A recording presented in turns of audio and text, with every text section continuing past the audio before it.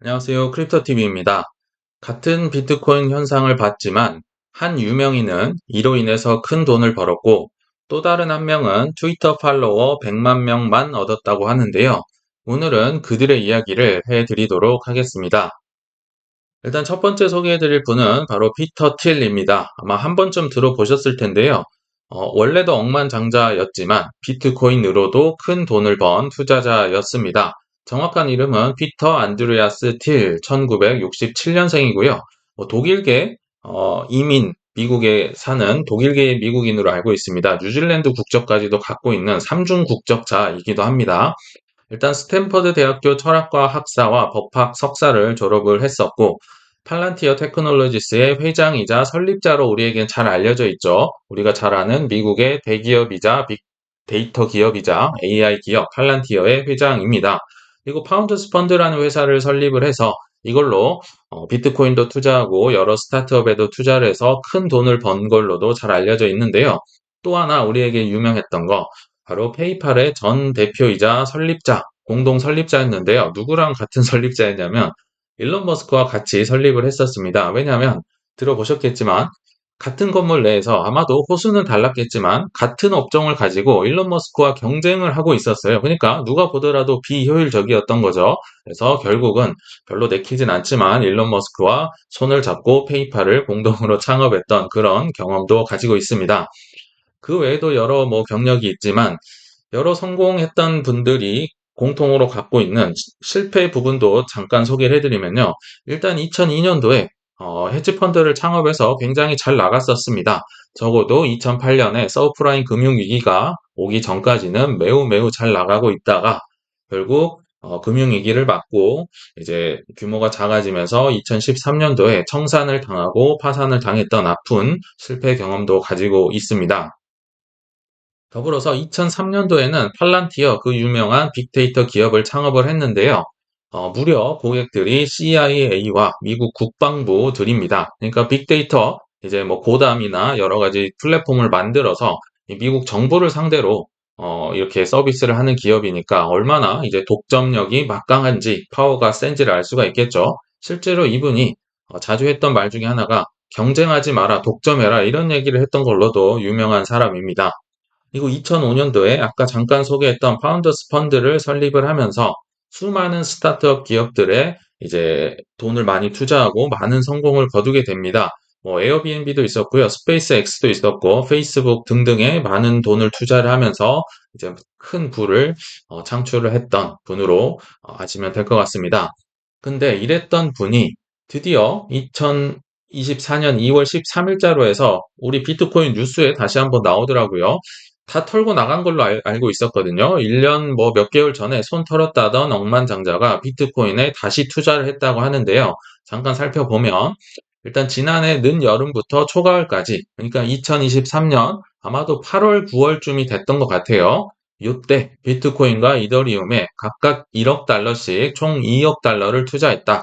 각각 한 1,300억 정도씩 이렇게 산 것 같아요. 그들이 갖고 있는 돈에 비하면 그렇게까지 많은 것 같진 않은데 그리고 얼마나 샀는지는 잘 모르겠고 또 평단도 잘 알려지진 않았습니다. 아마도 3만 달러 미만일 때부터 매수하기 시작한 것으로 보인다.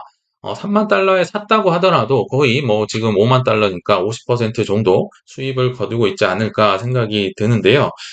어, 이들은 2014년부터 본격적으로 비트코인을 산 걸로 유명합니다. 피터 틸이요. 2014년에 가치를 알아보고 비트코인에 투자를 했었던 거죠. 근데 그거를 2022년 한 8년 정도 후에 가상화폐 시장이 붕괴하기 전에 비트코인을 매도해서 약 18억 달러, 2조 3,900억 원의 수익을 올린 것으로 알려졌다.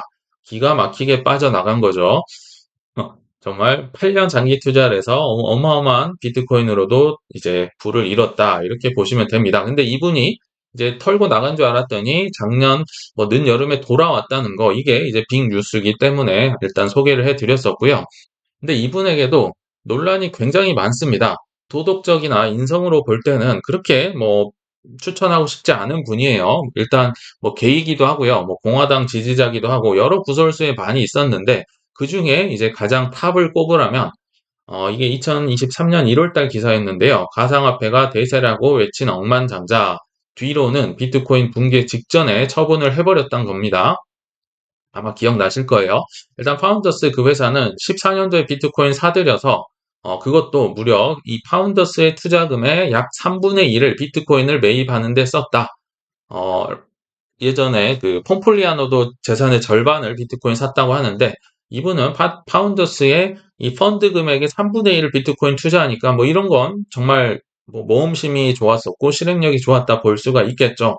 근데 문제가 뭐냐면 지난해 3월 파운더스는 보유하고 있던 가상화폐의 대부분 물량을 매도했다고 이제 파이낸셜 타임스가 전했어요. 그러니까 22년도 3월 달에 다 털고 나갔다는 거죠. 근데 이게 왜 논란이 될 수 있냐? 뭐 요거는 잘 한 건데 문제가 뭐냐면요. 22년 3월 달에 다 털었고 거의 다 턴 상태에서 22년 4월 달에 마이애미에서 열렸던 비트코인 컨퍼런스에 나와서 이제 법정화폐는 종말을 앞두고 있다. 가상화폐가 법정화폐를 대신할 것이다 하면서 비트코인 가즈아를 외쳤다는 게 이게 문제인 거죠. 정작 본인은 3월에 다 팔아버리고 4월 달에 비트코인 100배 갈 것이다. 이런 얘기를 하니까 이게 이제 23년 1월 한참 후에 밝혀졌다고 하면서 이제 많은 사람들의 공분을 샀던 그런 이제 스토리도 함께 갖고 있습니다. 근데 일단 이분의 뭐 논란에 앞서서 뭐 잘했다 못했다 뭐 도덕성 이런 거는 여기서 다루질 않겠습니다. 이 논란에 앞서서 왜 작년에 샀던 게 지금 기사화가 되고 있을까? 이것도 한번 생각을 해보셔야 될 것 같아요. 이거는 전형적인 불장의 특징 중에 하나입니다. 지금은 불장의 초입이라고 볼 수는 있지만 예전 생각을 해보시면요. 불장 때 어떤 얘기가 많이 나왔었냐? 누가 뭐 샀다더라. 굉장히 우리 많이 들었을 겁니다. 과거에 일론 머스크 역시도 그랬었고 마이클 세일러가 비트코인을 사들인다. 블랙락, 피델리티, JP 모건, 뭐 구글에 뭐 마이크로소프트까지 사고 있다. 또는 뭐 샤킬 오닐이나 뭐 페리스 힐튼이 메타버스에서 뭐 축제를 파티를 하고 있다. 뭐 연예인이 뭐 NFT 사고 있다. 이런 수많은 뉴스들이 불장 때 나왔었습니다. 그래서 아마 지금은 뭐 초입이라 요 정도 선에서 이제 예열 단계인 것 같고요. 결국 뭐 2025년 초에는 각국의 이제 은행들마저도 코인 보유 공시를 해야 되는 시기가 25년 1월 달이잖아요. 여러 가지 이런 뉴스들이 터지면서 비트코인의 포모를 좀 이끌지 않을까 이런 생각을 한번 해봤습니다. 그러니까 이런 게 이제 서서히 나올 때가 됐다는 얘기인 거죠. 자, 이제 두 번째 분 오래 기다리셨는데요. 한번 소개를 해드리겠습니다. 아마 다들 뭐 많이 들어보셨을 겁니다. 비트코인 비난으로 명성과 트위터 팔로워만 많이 쌓여가는 고집불통 할아버지.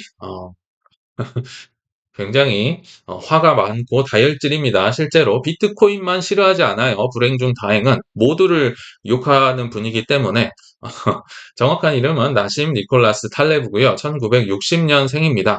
일단 가방끈은 엄청나게 깁니다. 파리 대학교의 과학 학사와 석사를 졸업을 했고요. 또 펜실베니아 와튼 스쿨의 MBA 졸업을 했으며 역시 파리 대학교의 금융공학 박사를 땄던 굉장히 석학 중에 한 분입니다. 일단 직업은요, 미국 경제학자이자 작가라고 하는데, 아마도 예전에 회사를 들어갔던 기억도 있었던 걸로 제가 기억을 하는데, 성격이 워낙 거칠기 때문에 회사에 오래 근무를 하시기엔 좀 어렵지 않았을까 싶고요. 일단 작가로 유명하죠. 블랙스완. 그 2007년도에 블랙스완 이 책을 펴내서 2008년 금융위기를 마쳤다고 해서 일약 스타덤에 올랐던 분이고요. 그 외에도 행운에 속지 마라, 뭐 안티프레질 등 여러 베스트셀러를 많이 출간을 했던 작가입니다. 참고로 이분은 레바논계 미국인이고요. 그러니까 조부, 증조부 등등이 다 레바논의 부총리였고 그 위에 조상으로 올라가도 다 벼슬을 지냈던 굉장히 잘 나갔던 집안인데 어떤 뭐 이 레바논도 문제가 많았잖아요. 여러 사태를 겪으면서 결국 미국으로 넘어온 이민을 온 분이라 보시면 됩니다. 일단 다혈질 트위터리는 트위터를요, 뭐 숨 쉬듯이 하시는 분입니다. 근데 너무 성격이 급해서 조금만 나를 비난하고 좀만 오해가 있어도 바로 그냥 욕을 하는 굉장한 다혈질의 분이다. 그래서 그런지 모르지만 근데 또 똑똑하기도 하셔갖고 트위터에 100만 팔로워를 갖고 있는 분입니다. 근데 이분을 조사하면서 하나 새롭게 한 사실이 있습니다. 과거에는요, 비트코인의 열렬한 지지자였었어요. 저는 비난만 하는 분인 줄 알았는데, 과거에는 좋은 분이었거든요. 근데 아마도 제 생각에는 뭐 여러 가지 이유가 있었겠지만 이 사건으로 인해서 약간 돌아선 게 아닌가 이런 생각이 듭니다. 근데 이게 굉장히 유치합니다. 이게 참 이래도 되나 싶은데요. 감히 유명한 나를 상대로 코인베이스 당신들이 나를 일반인으로 대우를 해? 그래서 정말 욕을 심하게 했던 경험이 있습니다. 요게 이제 2020년도 한 6월쯤 되는 것 같은데요. 비트코인의 과거에 나심 탈레브는 열렬한 지지를 표명을 했었어요. 그리고 코인베이스를 통해서 이렇게 사고 팔고 했던 것 같은데, 근데 이 코인베이스의 계정에 문제가 생겼다고 합니다. 그러니까 코인베이스 외에 이제 트위터를 자주 하기 때문에 트윗을 남긴 거죠. 코인베이스 자 봐라. 나 유명한 사람이니까 직접 이제 나 썼다. 나 이거 빨리 해결해. 내가 뭐 고객센터 이런 거 갈 사람 아니잖아. 이렇게 트윗을 날렸는데요. 코인베이스가 쿨하게 무시를 하면서 고객센터에 문의하세요. 이렇게 답변을 남긴 거죠. 그러니까 이 나심 탈레브가 용서할 수 없었던 겁니다. 나 코인베이스 계정 바로 삭제를 해버렸고요. 감히 당신들이 나를 레귤러 펄슨 정상적인 그 보통 사람처럼 나를 무시해 하면서 너 뭐 하고 있어? What's going on? 무슨 일이야 너? 이러면서 굉장히 이제 비난을 퍼붓습니다. 그러면서 나중에 성격이 드러나죠. 이제 2022년도에 뭐 FTX 사태 터지고 테라루나 터지면서 비트코인이 폭락을 했었잖아요. 그러니까 이제 기회는 이때다 하면서 코인베이스를 언급하면서 이 나심 탈레브가 코인베이스 주가 0달러로 되어서 망해버려라 이런 트윗을 날립니다. 야, 이게 참 보고도 믿을 수가 없는데요. 근데 코인베이스 주주가 얼마나 많을 거 아니에요. 그리고 안 그래도 지금 어려운 판국에 이걸 저주를 하고 있으니까 엄청 욕을 또 먹었겠죠. 그래서 비판이 계속 생기니까 나중에 한다는 변명이 코인베이스 지금 적자를 보고 있기 때문에 0달러로 갈 거라는 얘기였다. 뭐 이렇게 변명을 하는데요. 이것도 참 경제학자 이 석학으로서 참 말도 안 되는 논리인 거죠. 적자를 봐서 0달러가 가면요. 나스닥에 있는 절반 이상의 기업들이 다 0달러로 가야 됩니다. 참 말도 안 되는 논리로 결국은 감정적으로 대응을 했고 이때 이후로 약간 비트코인을 지지하다가 비난 쪽으로 가지 않았나 이런 생각도 잠시 해봤습니다. 그래서 그의 비트코인 어록 몇 개인가 봤더니요, 셀 수가 없습니다. 그 중에 이제 몇 개만 가져온 거고요. 그것도 이제 2022년도에만 했던 걸로 가져와 봤습니다. 그에게는 굉장히 행복했었겠죠. 왜냐하면 2022년이 너무 힘들었으니까요. 일단 1월 달 비트코인은 전염병이다. 계속 퍼지고 퍼지고 퍼지더라. 뭐 코로나 같은 거다. 이런 얘기를 하고 있는 거죠. 그리고 7월 달에도 금융 역사상 비트코인만큼 취약한 것은 없다. 역시 7월입니다. 비트코인은 얼간이들의 자석이 되어 왔다. 자꾸 자석처럼 뭐 달라붙는다는 거죠. 이거 별것도 아닌 게. 9월 달 비트코인을 해지라고 주장하는 사람은 인증된 사기다. 해지 아니라는 거죠. 뭐 인플레다, 디플레의 해지다 이런 소리를 듣기 싫었던 것 같아요. 그리고 11월 달에 비트코인 하느니 우표 수집이나 조류 관찰 등 다른 취미를 가져라. 12월 비트코인은 해지이자 화폐가 아니면 그냥 아무것도 아니다. 신경 쓰지 말아라. 비트코인은 인플레이션과 함께 무너질 것이다. 다 못 가져왔어요. 너무 많더라고요. 아무튼 이렇게 2022년에 우리에게 폭언을 하면서 명성을 많이 쌓았던 분이 아닌가 싶습니다. 자, 그러면 이제 인성은 둘 다 뒤로 하겠습니다. 뭐 도덕성, 인성은 뒤로 하고요. 이 두 분께 배울 점이 있나 일단 한번 알아보겠습니다. 일단 이분은 돈을 많이 벌었잖아요. 그러니까 좀 배울 게 있을 것 같아요. 치고 빠지기 잘하셨던 분. 일단 선구안이 있죠. 기본적으로 2014년도에 비트코인을 발견을 해서 큰 돈, 자기 그 펀드의 3분의 1을 투자를 해서 어마어마한 돈을 벌었잖아요. 그 외에도 페이스북, 뭐 에어비앤비, 팔란티어, 스페이스X, 스트라이프, 리프트, 딥마인드, 스포티파이 대부분이 지금도 상장사가 아닌 곳이 많습니다. 스페이스X도 그렇고요. 이런 초기 기업에 투자를 해서 그러니까 가치를 알아보고 투자를 해서 큰 돈을 벌었다. 엄청난 선구안이 있는 분인 것 같아요. 그리고 실행력도 있죠. 아까 말씀드렸지만 자산의 3분의 1을 비트코인에 투자를 몰빵을 해서 그것도 8년을 들고 있었다는 거 굉장한 장점이 아닌가 싶습니다. 근데 여기서 딱 하나만 꼽으라면요. 이분 배울 점이 있습니다. 일단 무릎에 매수하는 거 어깨에 팔고 무릎에 사는 거 우리 하라고 하잖아요. 근데 무릎에 사는 거 어, 크게 어렵지 않게 할 수 있는 것 같아요. 좀만 경험을 갖추고 공부를 하면요. 공포에 살 수 있는 건 할 수가 있어요. 이분으로 치면 23년도 늦여름에 샀다고 했었잖아요. 그래서 요거는 우리도 좀만 노력을 하면 할 수 있겠는데요. 뭐가 어렵냐면요. 어깨에 매도하는 게 정말 어렵습니다. 이분 아까 보셨지만 22년 3월 달에 전체를 다 매도를 하고 22년 4월 달에 비트코인 컨퍼런스에 가서 비트코인은 뭐 법정 앞에 대체한다, 뭐 100배 간다 이런 얘기 했다고 했잖아요. 그리고 22년 5월 달에 테라루나 사태가 왔었는데 이게 얼마나 어려운지 한번 차트에서 볼게요. 이게 이제 비트코인의 주봉이거든요. 이게 21년도 4월이고 이게 21년도 10월, 11월. 요때를 이분도 둘 다 놓쳤다는 거잖아요. 근데 22년 3월이 언제냐면요. 요때입니다. 요때. 아무리 높게 보더라도 현재 가격 뭐 지금보다도 훨씬 낮습니다. 비트코인이 6천만 원도 되지 않았을 때 이분이 전량을 털었다는 거죠. 뭐 작은 반등에 털었다. 그러니까 8,200만 원, 300만 원을 봤었는데 요때 못 팔았는데 그것도 수익만 지금 2조 뭐 4천억인가요? 이렇게 봤으니까 8천에 못 팔았는데 6천도 안 될 때 팔았다. 뭐 수천억 원을 손해를 봤음에도 불구하고 뭐 손절 같은 느낌으로 팔았다. 우리 배울 점이 있습니다. 우리로 적용을 해보면요. 25년도에 못 팔았어요. 그리고 아쉬움이 남아서 26년도 3월이 왔어요. 그때 요런 반등이 살짝 나왔다고 하면 파실 수 있겠습니까? 굉장히 힘들 겁니다. 그러나 피터 틸은 치고 빠지기를 잘 한 거죠. 우리가 26년도에 혹시 들고 있는 분이 계시다면 반드시 기억을 해야 될 거라 생각이 듭니다. 그리고 이분 사실 배울 점이 많이 생각이 나진 않았어요. 너무 화가 많으신 분이기 때문에. 그럼에도 한번 적어보면요. 비트코인이 오르는데도 버티는 뚝심. 제가 볼 때요. 피터 시프 같은 비트코인 비관론자잖아요. 그러나 피터 시프는 제가 볼 때 조금 흔들리고 있어요. 왜냐하면 비트코인의 장점에 대해서 꽤나 얘기를 많이 하고 있더라고요. 뭐 비트코인이 뭐 큰 미국의 금융 위기가 온다면 뭐 100만 달러 갈 수 있다 뭐 이런 얘기 했었잖아요. 근데 이분은 딱 보더라도 비트코인을 앞으로도 칭찬을 할 가능성은 낮지 않을까. 뚝심이 엄청난 거죠. 그리고 끊임없는 열정의 트윗으로 트위터의 뭐 구독자 100만 명 이것도 아무나 하는 건 아닌 것 같아요. 이분도 배울 점은 있다. 넘어가겠습니다.